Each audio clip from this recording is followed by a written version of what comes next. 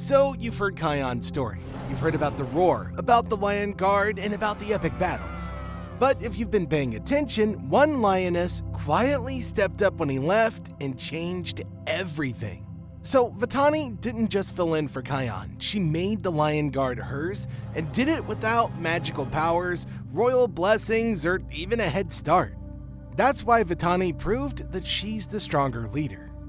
Kion was born into golden sunlight. His dad was king, his mom was queen, his sister was heir to the throne. He had the best mentors, a team picked by magical symbols, and advice from Mufasa himself. Vitani had none of that.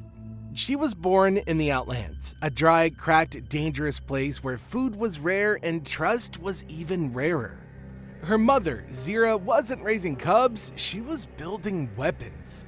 Vitani learned to fight before she could even dream of learning to play. Every day was training, every night was planning the downfall of Simba. While Kion was learning the circle of life, Vitani was learning how to break it.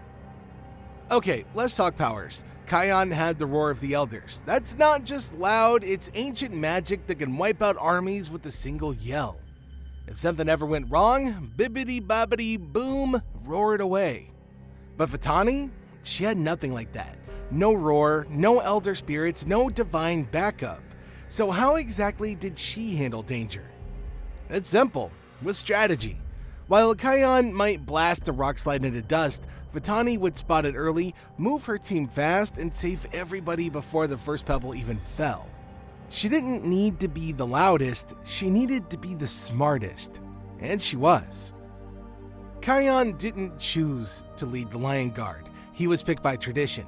The second-born son of the king always leads. He was marked with a glowing paw and was just handed the job. Vitani, she wasn't chosen by anybody. She saw the Pride Lands without a guard. She saw danger creeping in and she stepped up. She built her entire team from scratch. No help from Rafiki, no special training, no royal support, just guts and a razor-sharp mind. That's real leadership. It's not a title, it's a choice. Let's be real, Kion had a tough journey. After Ushari bit him, that venom started messing with his emotions.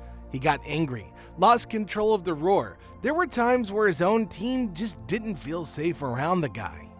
He nearly destroyed peaceful villages by accident. He snapped at his friends. Even Bunga, his best buddy, had to joke just to lighten up the mood. But Vitani, she never lost her cool. She watched her own mother get destroyed by rage. Zira couldn't let go of hatred and it consumed her. Vitani learned a different lesson. She led with calm, with purpose. Her team always knew what to expect from her. And that kind of control, that's powerful. Vitani's Lion Guard didn't have a superpowered hippo or a magical honey badger. They had to train, extra hard at that.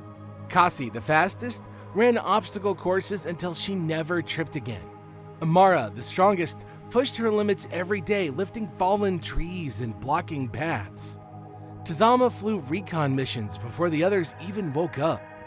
Now, Vitani pushed them, but not because she was harsh, but because she knew they had to be ready. No powers meant zero room for mistakes.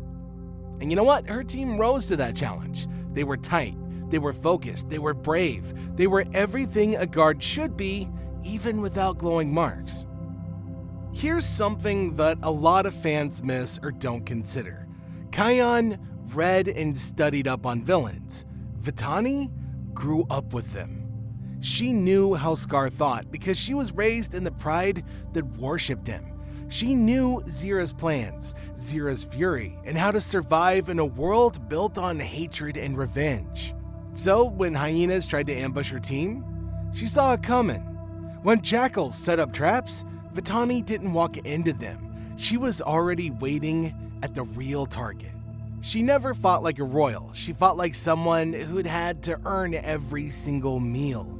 That edge, that experience, made her one step ahead of every threat. Let's talk for a second about support systems. Kion had Simba, Rafiki, Nala, and even Mufasa's voice from the frickin' stars. When he needed advice, he had royal scrolls, sacred paintings, and a whole team of wise elders. Meanwhile, Vitani had Vitani. Nobody chose her. Nobody trained her. She saw a problem and solved it with nothing but heart and a whole lot of hard work. Kion had the pressure of living up to the past. Vitani had the courage to create something new. And when the time came for the roar to be passed on, Kion didn't give it to just anybody, he gave it to her. And honestly, that speaks louder than any roar ever could, ancient or otherwise.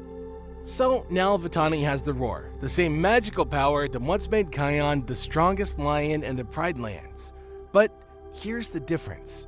Kion leaned on the roar a lot, sometimes way too much.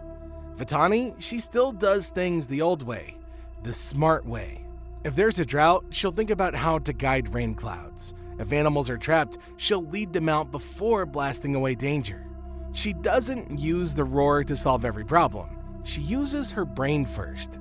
And that control, that's exactly what the roar needs.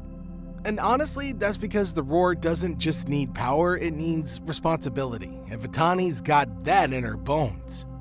Kion's guard followed him because of a glowing mark. Vitani's guard follows her because they believe in her. She earned their respect, not with strength, but with steadiness. She was always the first awake, the last to rest. She knew everybody's strengths, everybody's limits, and exactly when to push them. And look, even when things got hard, storms, fires, predators, she never snapped. That kind of leadership isn't flashy, but it is the kind that builds loyalty that lasts. Here's the thing, Vitani didn't copy Kion's guard. She built something new. While Kion's team was known for speed, strength, and the power of the roar, Vitani's team stood out for one big reason: unity. Every member of her guard had a specific role. They trained like a unit. They moved like a pack. There were no shortcuts, no magical handouts, just skill and strategy.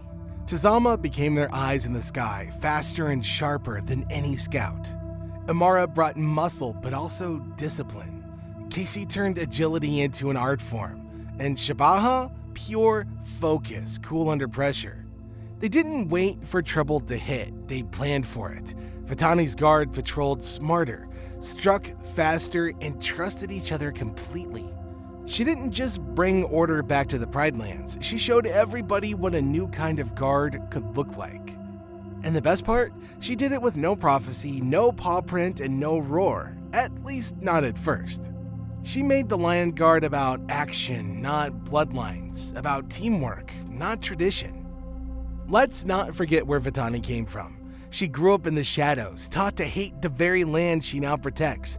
She could have stayed bitter. She could have vanished after Zira's fall. But she didn't. She walked back into the Pride Lands, not with a grudge, but with a goal. She didn't want revenge, she wanted peace. And when the land needed someone brave enough to lead without magic or titles or backup, she was already there. Kion will always be remembered as the chosen one, the lion who roared like the elders and saved the circle of life more than once. But Vitani, she rewrote what leadership even means. She showed that strength isn't about being loud, it's about staying calm. It's about showing up, it's about lifting others up even when nobody lifts you. She didn't inherit greatness, she built it from the ground up. Now, if you ask the animals of the Pride Lands, they'd probably say both lions were great. But when you compare them side by side, one had power, the other had purpose. And sometimes the lion who wasn't chosen ends up being the one the Pride Lands needed the most. Kinda like Batman. Well, now it's your turn. Do you think Vitani proved that she's the stronger leader? Or is Kion still your king of the guard? Let us know what you think in the comments down below. And until next time, Hakuna Matata.